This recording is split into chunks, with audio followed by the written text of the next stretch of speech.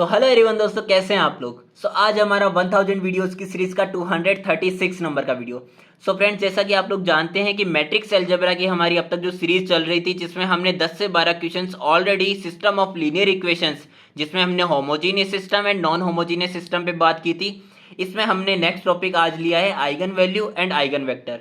Eigen value and eigen vector की बात करेंगे, पर first of all eigen value से रिलेटेड जो भी हमारे पास में टर्म्स है उनकी बात करेंगे। ओके, आइगन वैल्यू में देखिए, फर्स्ट ऑफ ऑल आपको जो जानने की चीजें हैं वो ये कि एक मान लीजिए हमारे पास में कोई एक स्क्वायर मैट्रिक्स है ए, जिसका ऑर्डर है हमारे पास एन, एंड लैम्डा हमारे पास क्या है, कोई भी एक स्केलर क्वांटिटी है होगी, ठीक है। एंड कैपिटल एक्स रिप्रेजेंट करता है हमारे पास में कॉलम वेक्टर को, जहां पे हमारे पास में कॉलम फॉर्म में x1 x2 x3 xn तक हमारे पास में वेरिएबल्स हो सकते हैं, ठीक है। नेक्स्ट टर्म है वो है कैरेक्टरिस्टिक इक्वेशन, जिसे हम जानते हैं सेक्युलर इक्वेशन के नाम से भी। ओके, अब देखिए यहाँ पे हमारे पास में कैरेक्टरिस्टिक इक्वेशन जो है वो, जब हम बात करेंगे स्क्वायर मैट्रिक्स की, उसके लिए कैरेक्टरिस्टिक इक्वेशन क्या होती है, a minus lambda of I of nth order. I हमारे पास क्या है, identity matrix. Identity matrix of nth order, यानी कि जो हमारी a मैट्रिक्स है जिस ऑर्डर की, उसी ऑर्डर का हमारे आइडेंटिटी मैट्रिक्स मल्टीप्लाई हो रहा होगा स्केलर क्वांटिटी से, एंड इसकी हमें डिटर्मिनेंट वैल्यू निकालनी है इक्वेट करके 0 से, ठीक है। अब यहां से ये जो हमारे पास a माइनस लेमडा आई आया, उसे हम कह सकते हैं characteristic equation. Okay, characteristic equation of matrix a। अब यहां से इसको जब हम सॉल्व करेंगे और जो लैम्डा की वैल्यूज निकल के आएगी, उस लैम्डा की वैल्यूज को हम कहेंगे कैरेक्टरिस्टिक रूट। कैरेक्टरिस्टिक इक्वेशन से हमें लैम्डा की वैल्यूज मिलेगी, जिसे हम कहेंगे कैरेक्टरिस्टिक रूट। ओके ओके, अब आ जाइए हमारे पास आइगन वैल्यू फाइनली क्या होती है। आइगन वैल्यू के लिए जब मैं बात करूंगा, the nth roots of the characteristic equation of a matrix A of order n are called the characteristic values, proper values, eigen values और लेटेंट रूट्स। अब देखिए हमारे पास जो आइगन वैल्यू है, जिसे हम जानते हैं आइगन वैल्यू के नाम से, उसके अलग अलग इतने सारे नाम है, उसको इन सभी नामों से जाना जाता है। तो अगर आपको क्वेश्चन आ जाता है कि लेटेंट रूट्स निकालो, तो भी आपको कंफ्यूज नहीं होना है, वो भी आइगन वैल्यूज की ही बात हो रही है वहां पे। तो देखिए इसने डेफिनेशन क्या कहा कि जो हमारी कैरेक्टरिस्टिक इक्वेशन है, इस कैरेक्टरिस्टिक इक्वेशन से जो हमारे लैम्डा की वैल्यूज निकल के आएगी, उस लैम्डा के जो रूट्स निकल के आएंगे, वो लैम्डा हमारे पास में क्या कहलाएगा, आइगन वैल्यूज कहलाएगा, ठीक है। अब देखिए यहाँ पे जो nth रूट्स है, ये nth रूट्स डिनोट कर रहा है कि हमारे पास में जो n ऑर्डर था, यानी कि अगर मैं मान के चलिए बात कर रहा हूँ 3x3 एक स्क्वायर मैट्रिक्स है, इस स्क्वायर मैट्रिक्स के लिए आइगन वैल्यूज की, तो यहाँ पे हमारे पास में आइगन वैल्यूज भी 3 मिलेगी। अगर मैं 4x4 की बात कर रहा हूँ, तो यहाँ पे भी मेरे पास में n रूट्स मिलेंगे, यानी कि 4 आइगन वैल्यूज मिलेगी, ठीक है। आती है इतनी बात समझ में। तो ये तो हुई हमारे पास में आइगन वैल्यू की बात। अब बात करते हैं आइगन वैल्यू के लिए आइगन वेक्टर कैसे निकालेंगे।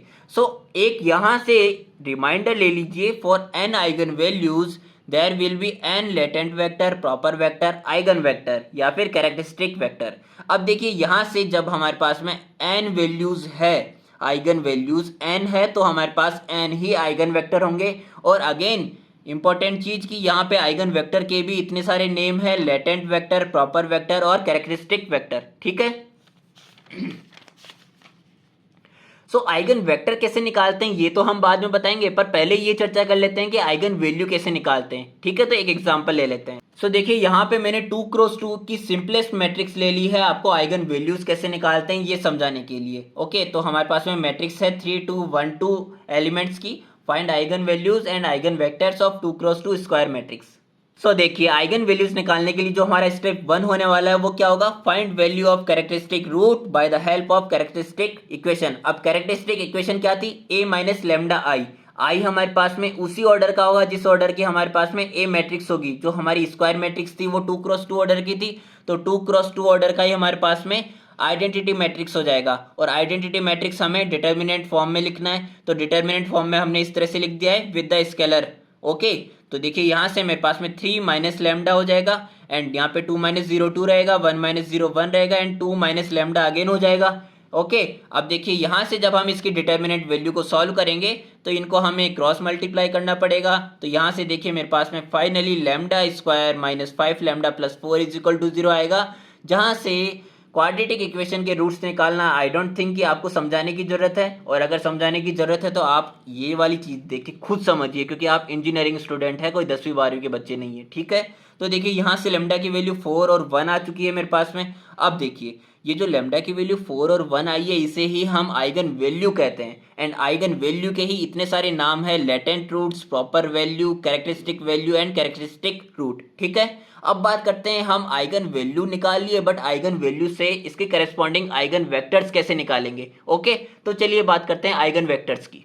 सो आइगन वेक्टर के लिए जब हम बात करेंगे, for each eigen value lambda if there exist a non zero vector lambda such that A x is equal to lambda x. ये हमारे पास में जैसे हमने आइगन वैल्यू के लिए ए माइनस लैम्डा आई बात की थी, उसी तरह से ये फॉर्मूला है आइगन वेक्टर के लिए। A x is equal to lambda X होएगा एक नॉन जीरो वेक्टर लैम्डा के लिए, तब हमारे पास में ईच आइगन वैल्यू के लिए एक आइगन वेक्टर निकल के आएगा। देखिए कैसे, यहाँ पे x is equal to eigen vector होगा मैट्रिक्स ए का। अब देखिए स्टार्टिंग में मैंने जो बात बताई थी आपको रिमाइंडर के लिए, फॉर आइगन वैल्यूज n अगर है, n आइगन वैल्यूज आपके पास में है तो देयर विल बी n ही आइगन वेक्टर होंगे। ओके, अब देखिए हमारे पास में n आइगन वैल्यूज के लिए n आइगन वेक्टर होंगे, यानी कि मेरे पास में लेमडा की वैल्यू क्या आई थी, 2 आई थी, या तो हमारे पास में लेमडा की वैल्यू हमारे पास में 2 निकल के आई थी, lambda is equal to 1 and lambda is equal to 4। ठीक है, तो लेमडा इज इक्वल टू 1 के लिए निकालेंगे फर्स्ट ऑफ ऑल हम आइगन वेक्टर की value, and then lambda is equal to 4 के लिए प्रोसीड करेंगे। So lambda is equal to 1 के लिए हमारे पास में फॉर्मूला लगाएंगे A x is equal to lambda X. तो यहाँ से मैंने इसको LHS में ले लिया, तो A X minus lambda X is equal to 0 हो जाएगा, एंड एक्स को हमने कॉमन ले लिया।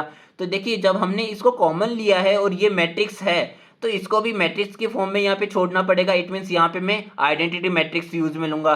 सो ए माइनस लेमडा आई हो जाएगा, एंड बाहर रहेगा मेरे पास capital X is equal to 0। अब ये कैपिटल एक्स किसको रिप्रेजेंट कर रहा है, मैंने क्या बताया था, कैपिटल एक्स रिप्रेजेंट कर रहा है हमारे पास में आइगन वेक्टर को। सो आइगन वेक्टर निकालने के लिए देखिए हमने यहाँ पे हमारी ए मैट्रिक्स माइनस में लेमडा आई लिख दिया है, एंड इसको जब हम सॉल्व करेंगे, फर्स्ट ऑफ ऑल ये वाली इक्वेशन को आप हमेशा ए इक्वेशन नाम दे देंगे, क्योंकि आपको बार बार यहाँ से स्टार्ट नहीं करना है क्वेश्चन। जब आपके पास में करस्पॉन्डिंग हर एक आइगन वैल्यू के लिए आप आइगन वेक्टर निकालने जाएंगे, तो आपको इस इक्वेशन को ए दे देना है। आप अगली जब आइगन वेक्टर निकालेंगे तो आपको यहीं से स्टार्ट करना है। ठीक है, so lambda is equal to 1 जब हमने यहाँ पे रखा एंड इसको सॉल्व किया, तो यहाँ से मेरे पास में जो मैट्रिक्स निकल के आई है वो आ गई है 2 2 1 1, एंड x1 एंड x2 यहाँ पे मेरे पास में हो जाएंगे इसी ऑर्डर के कॉलम मैट्रिक्स। ठीक है, तो यहाँ से जब मैंने करस्पॉन्डिंग रो को करस्पॉन्डिंग कॉलम के साथ में मल्टीप्लाई किया, तो 2x1 प्लस में 2x2 इज इक्वल टू 0 हो जाएगा, एंड अगेन यहाँ पे इस रो के लिए x1